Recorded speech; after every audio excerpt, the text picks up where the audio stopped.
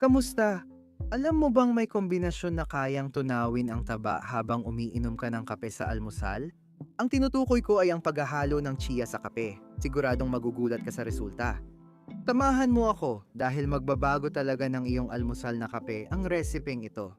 Alam ko, pagod ka na sa mga komplikadong dieta, sa mga resipe na inaabot ng oras gawin, at sa paggastos ng pera sa mamahaling produkto na nangangakong magbibigay ng himala pero wala namang epekto. Maaga kang nagigising, ang dami mong kailangang gawin, at ang huling bagay na gusto mong gawin ay magtagal sa kusina para maghanda ng kung ano-anong komplikadong pagkain.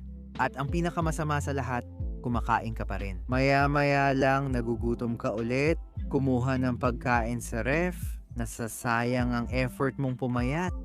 Paano kung sabihin ko sa'yo na may simpleng recipe na 3 minuto lang ihanda? Walang asukal, walang harina, pero nakakabusog ng matagal.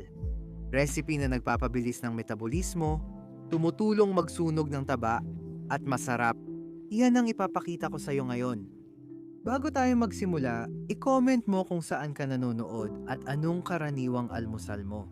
Gustong-gusto kong basahin ang mga komento ninyo at huwag kalimutang i-like ang video. Ipinapakita nito sa YouTube na sinusuportahan mo ang content at tinutulungan akong magpatuloy magbahagi ng kamanghamanghang recipe para sa'yo.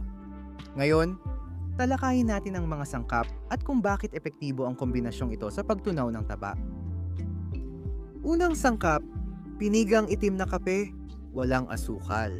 Ang kape ay hindi lang masarap pampagising. Puno rin ito ng caffeine na nagpapabilis ng metabolismo at pagtunaw ng taba. Pero hindi lang yon.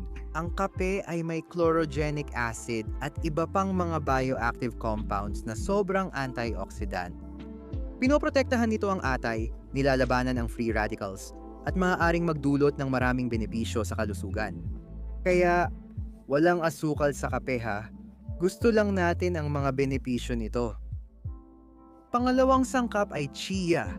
Ang butil na ito ay talagang kamangha-mangha dahil napakarami nitong soluble fiber.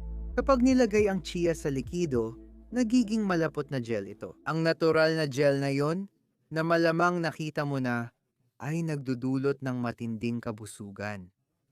Pinapabusog ka nito ng ilang oras, kaya naiiwasan ng bigla ang gutom na sumisira sa dieta.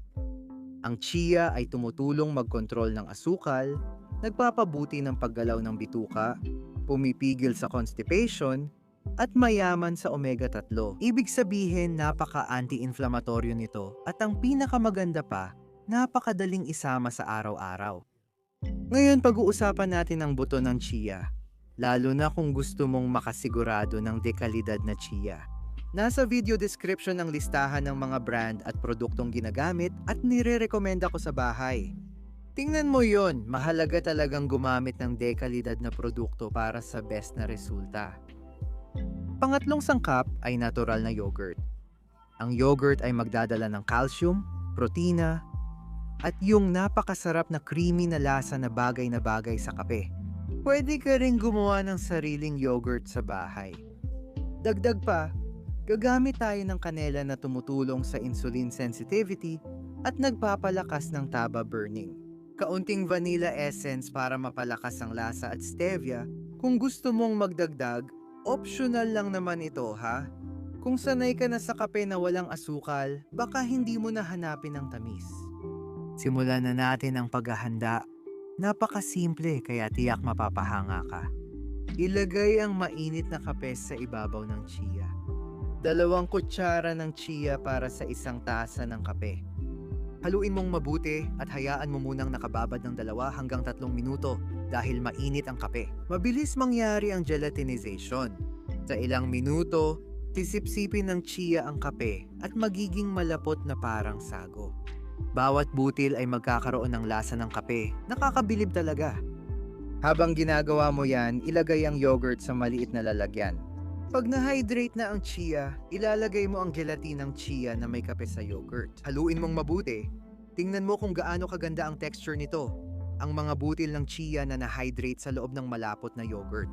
Ngayon, idagdag ang stevia kung gusto mo ng tamis, budburan ng kanela at vanilla essence tapos haluin lahat. Optional ang mga pampalasa.